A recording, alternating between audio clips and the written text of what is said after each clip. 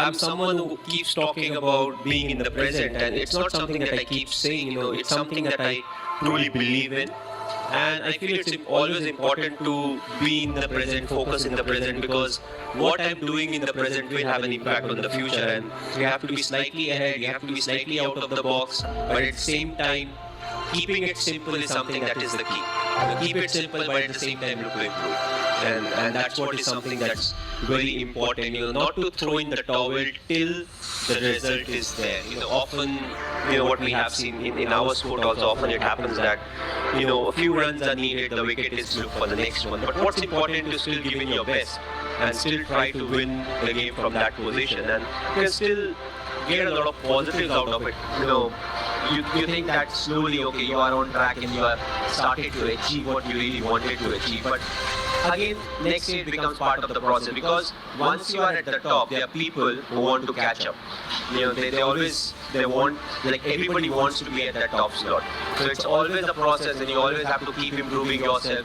You have to keep learning from the mistakes that you make. Even if you're at the top, you'll still commit a lot of mistakes, and those are the learning curve that actually help you in the future. I feel, for me, most of the time is good time. Either you're learning or you're enjoying what you have learned. So it's not the ups and the downs. You lose some, you win some. When you win, you celebrate. When you lose, you learn. Either way, I'm having a good time.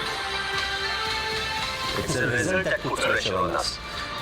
What if this happens? What if we don't win the game? What if we don't get selected?